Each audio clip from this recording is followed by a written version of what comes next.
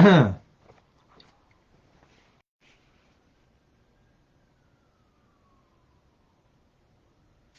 right. Well, how do I add a friend? What is a friend? Good question.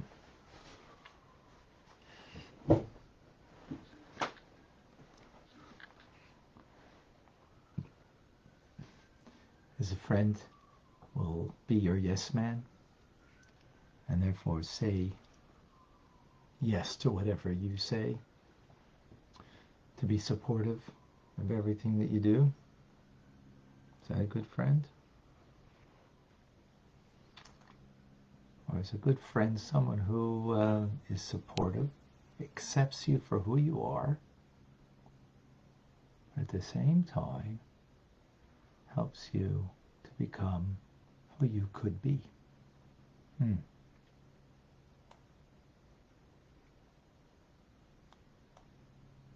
Good question. Welcome to Tanya Today. I'm Rabbi Ronnie Fine, coming to you from Chabad Zichron Kedoshim in Montreal, Canada. It's a privilege and a pleasure to share with you the Tanya. We welcome. We welcome. We welcome. We welcome everybody. Welcome Michael in Germany. Good afternoon. John, good morning in North Carolina. He's with us. Jackie is joining us. Also North Carolina, in Charlotte, North Carolina. I think, John, you're outside somewhere. You're not in Charlotte's in some other place, if I recall. Rachamim is joining us from Texas, Houston, to be more precise. Dell is joining us. Forget from where, but welcome. Who else is here today? Who else is here today is Jerry, and also in Texas. We have Margot in Belgium. Good afternoon. Stan, also in Europe. Good afternoon. In London, England. In Toledo, we have Josefa. That's Toledo, Spain, I would imagine, right? If I recall correctly. Clem in Brisbane, good evening. Tony is joining us in Costa Rica. Leah is in Florida, welcome. David in Gold River, California. Amy is in North Dakota, good morning. Sandy is joining us on the eve of Rosh Chodesh in Ohio. Welcome, Sandy. I know.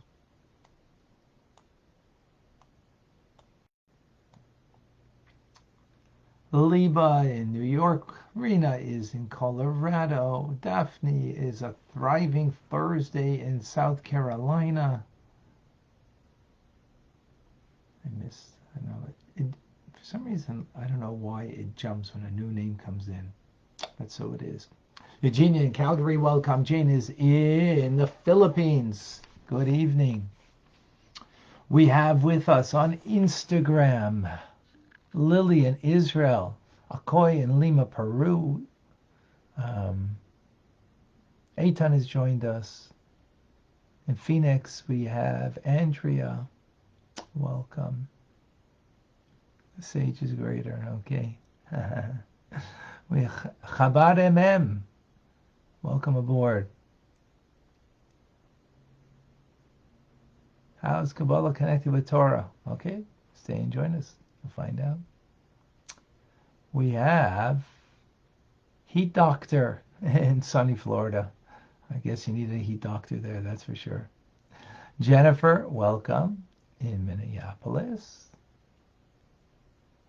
And Telebenta is with us. New York and Washington. We have Chaim. Alice in Baltimore. We have Jane Chattanooga. Sorry. Cindy is in Florida with us. Diane is in Arizona joining us. Julia is in Pennsylvania having a lovely day. TJ in Melbourne, Australia, where it's very late. June, June, we mentioned Australia also. Jeff is in Michigan. Headed to Budapest in a few hours. Okay. Safe travels, Jeff. That means we're going to miss you this afternoon for TRC. Okay. You'll get it on the rebound. Andrew in Newark, New Jersey. Patricia is with us in California. First time here. Okay. Actually, when you're a first timer, that's very nice to let us know. That's amazing. And enjoy the ride. We have on Clubhouse Vilma, Adam, Ashley, Jay, Michael, Josh, and Celeste joining us. Beautiful.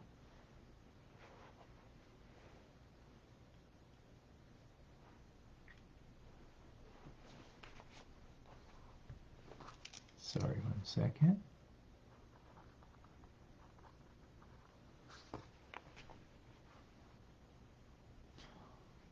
What's greater, the sense of awe when you stand before a king or before a great sage? And if there be a difference, why is there a difference?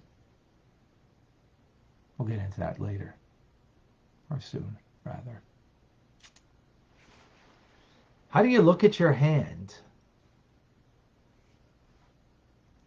There's a couple of ways that you could look at your hand. And how to perceive yourself, as a matter of fact. We'll get into that also soon.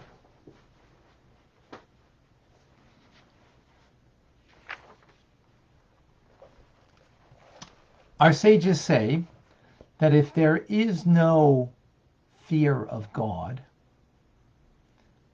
meaning the presence of God, not fear of punishment, but the presence of God, that we sense that God truly sees us and cares about us, then there's no wisdom. Because lacking that there's an awareness that God cares, sees us, empowers us, then how could you properly fulfill your purpose through Torah and mitzvahs? Now, in that awareness, there's a smallness and a greatness. The smallness would be because innately in the soul, there's a sense of connection to God. The soul's a part of God, so of course it innately feels a connection and doesn't want to be disconnected. That's the nature of the soul. But that's small in the sense that it's there. You don't produce it. You don't create it. You just have to be aware of it and let it be revealed. Let it be. Greatness is that you contemplate. You kind of own it. You contemplate on the presence of God and how he fills the world. How everything evolves from God. And everything is ultimately nullified out of existence and is only but the Word of God that animates it. In this awareness, it is external, meaning.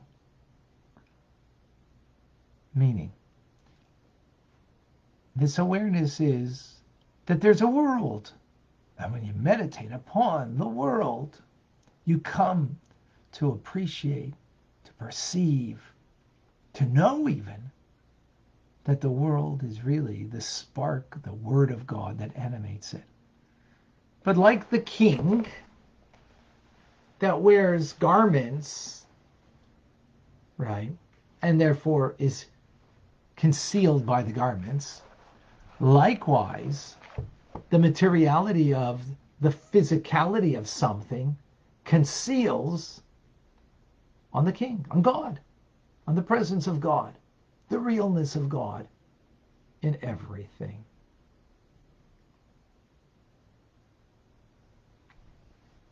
right? So this is what's called, and this awareness is called bittul hayesh. Bittul means self nullification, abnegation, subjugation, if you will, whatever term. Meaning that this physical mug that I'm holding and everything of the physical world, right? We see the garment as the king wears a garment, and it covers over, it conceals. It covers over and conceals the presence of God. That it is God animating and giving life to this. And it's really nullified this thing, yesh is a thing, to the presence of God that's in it. The Word of God, again, the spark of God that animates it. This recognition, this awareness is called the lower level of fear. It is the gateway entrance to observance of Torah and mitzvahs. What does it mean, the gateway entrance? What does that mean, it's the gateway? In other words, to fulfill a mitzvah properly, it is not just out of rote, not just out of, and just used to doing it, but it's through an awareness. That through this mitzvah, you're dealing with a physical thing in this world, whether it's a tefillin, whether it's money for charity, whether it's, doing something, eating matzah on Passover, whether it's going to visit the sick in the hospital, whatever it might be. The awareness of what we are engaged in, and that the material world and everything of creation is connected to God, so that gives us an impetus, that gives that we can perform the mitzvah with greater vigor. So it's the gateway, that this fear of God, and fear again means presence of God, needs to precede, must precede performance of a mitzvah, must precede our behavior. Right?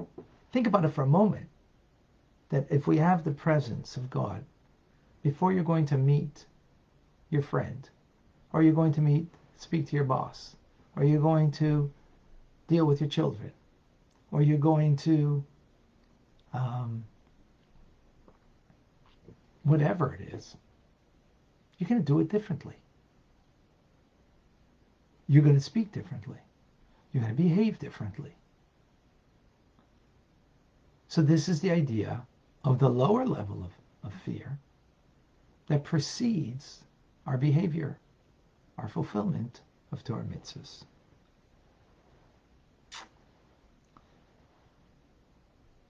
Now, there's something greater than that, though. What's greater than that?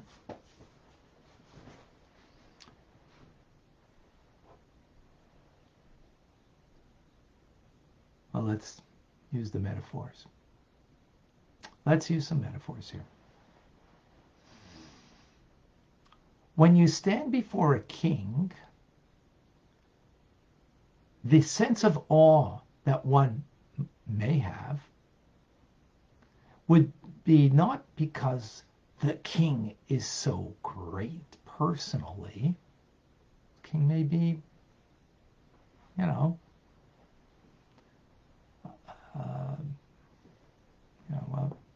whatever, a boor, possibly. But because of the rule of the king, and the extended rule of that king, the greater the rule, the greater the sense of awe a person's going to have. As a little, villager who never left his village, and one day was traveling in Russia from one village to a close-by village, and after 5 kilometers, he says, "Are we still in Mother Russia?" He says, yes, wow. Travels another 10 kilometers. And he said, "Are we still in Mother Russia?" He says, "Yeah." "Oh, the Tsar of Russia, is he mighty?" So what's the awe that the villager had? is of how extended, he was very limited in what it meant, the extension of the power of the Tsar, but how it extended, and the more extended the rule, the greater was the sense of awe. But that's only the extension of the person.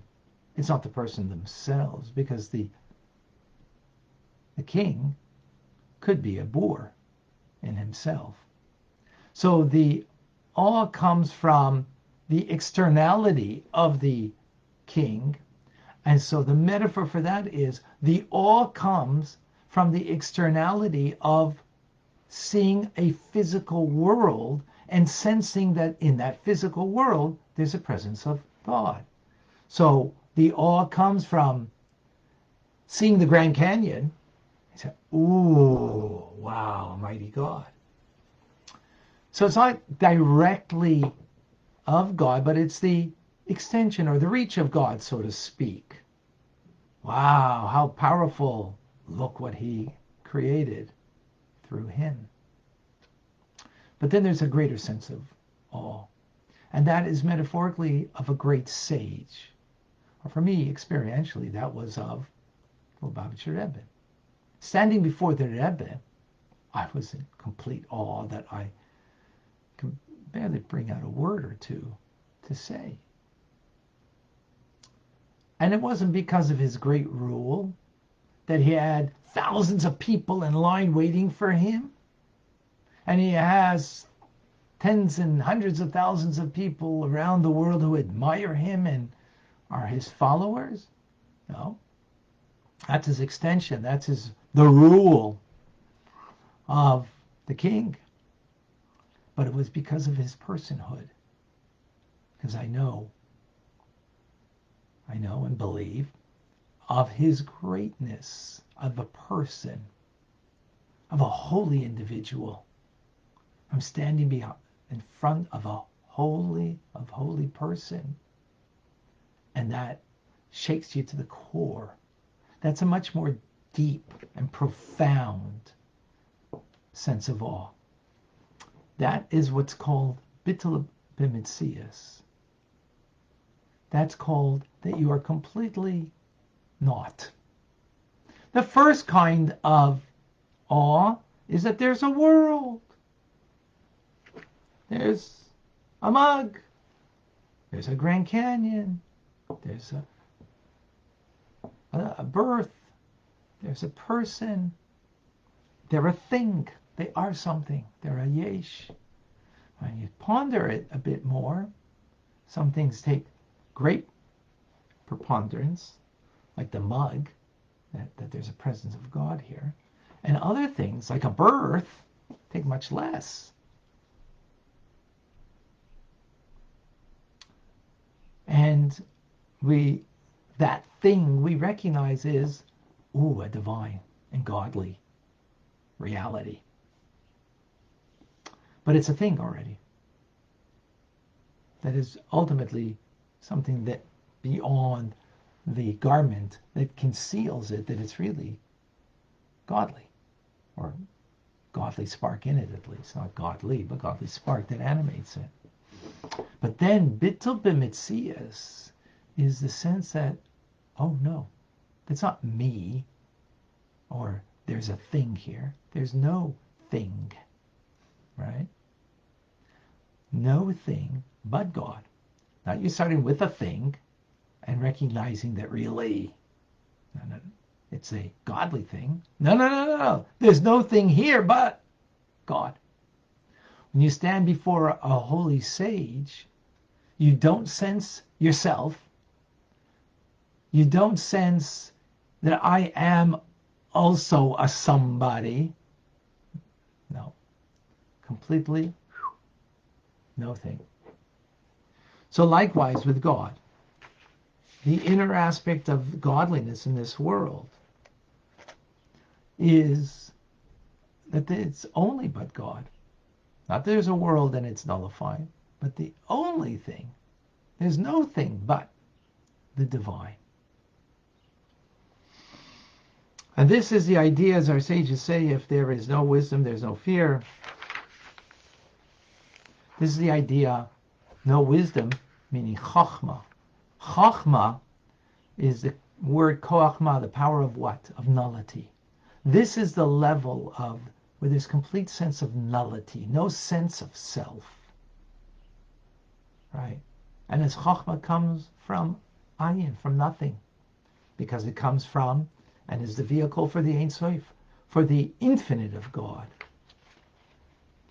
And this is what our sages say: who is wise? One who sees what is born and created. In other words, the true wisdom is to see the nothingness of this. Not that this is something that's really a power of God. No, this isn't nothing but God.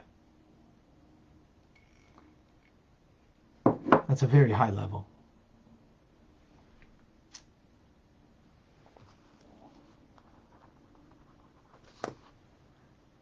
There's two ways to look at my hand. One is, God created my hand. It's got many functions. I can write with it. I can throw a ball with it. And I could use it for the ultimate purpose, and that is to do a mitzvah. I can extend my hand to give charity. I can extend my hand to help somebody. And that is its ultimate purpose. And then there's another way to look at one's hand, is that God has a mitzvah called charity, tzedakah. And he wants that mitzvah to be fulfilled. Well, how's it going to be charity? Well, he needs to create a world. He needs to create people. People that have and people that have not. And therefore, the ones who have, he will give them the ability that they can use their arm, reach out to another, and give to them.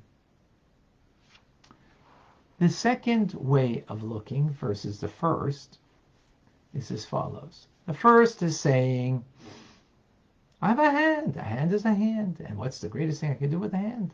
It's a mitzvah. The second way is that, no. There's nothing but the will of God. And the will of God is to be charitable. This is not a hand. This is an extension of the will of God that is only there, only exists for the sake of the mitzvah. Then you extend. That's called bittul b'mitzias, that there is no sense of self. There's only a sense of the godliness in the self. This is a very high level. You can't reach there until you first have the lower level of awareness of God, that this is a hand, and the best thing I could do with it is a mitzvah.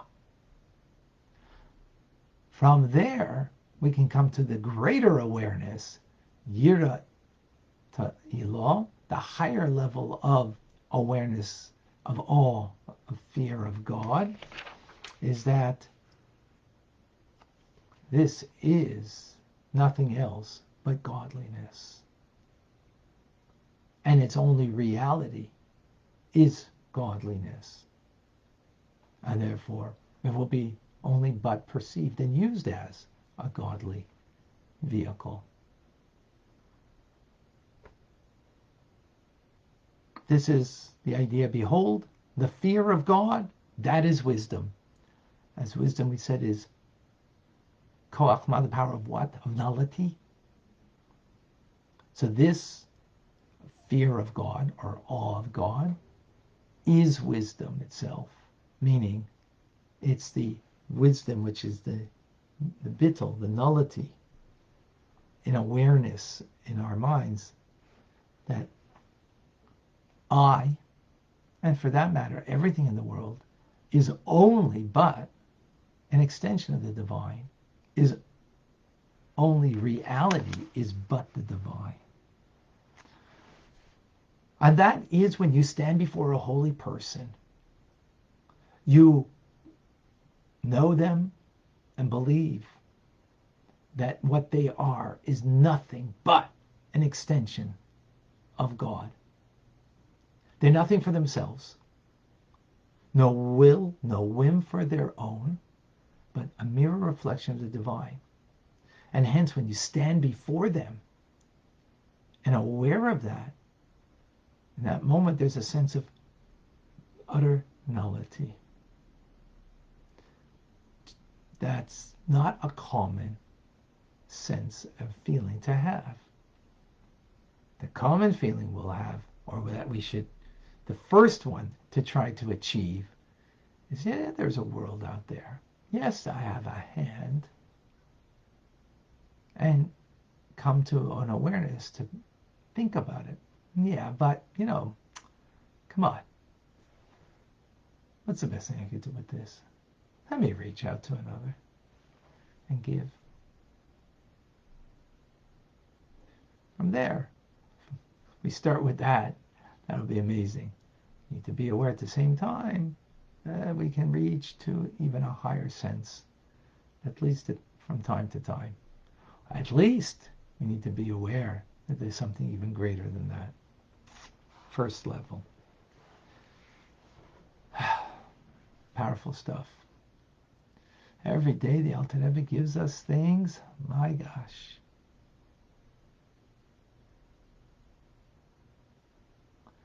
Okay, any questions?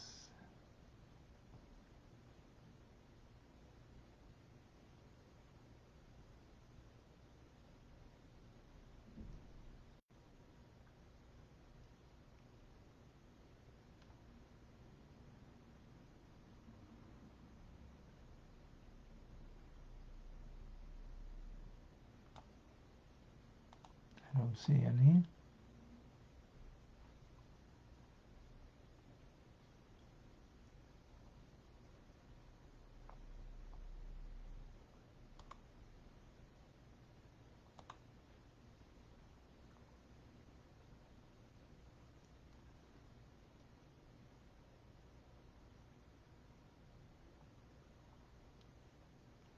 All right, any questions anywhere else?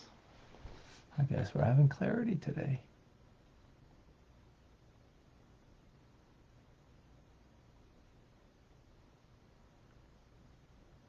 Beautiful.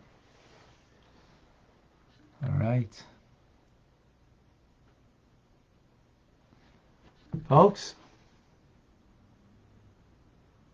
once again, I thank you for all being a part of this daily journey. It's beautiful. Wonderful.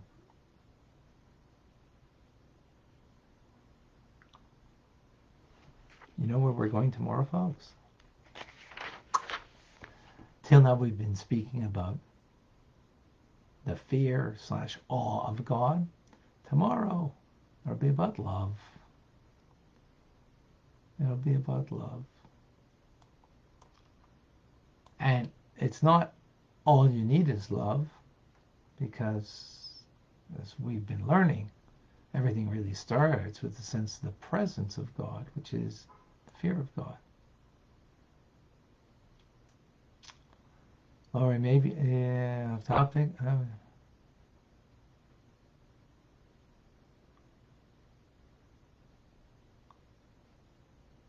not clear on your question, Laurie.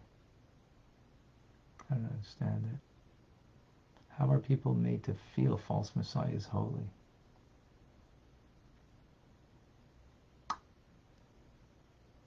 Because people do and want what they want. That's why. Because it gives them false hope. It's a false faith. Because they're very broken. And therefore false hope and false deities, think will bring you something in your life. And it might give something, but it doesn't give you the truth. All right. Beautiful. I'm Rabbi Ronnie Fine, coming to you from Chabad.Chabad, Montreal, Canada, where it's a privilege and a pleasure to share with you the Tanya reminder, TRC at 4:30, and Rambam coming right up next as we come to conclude a whole year's cycle. Come and join us. That's at on Zoom, 770-770-6085. God bless you all. Have a wonderful day.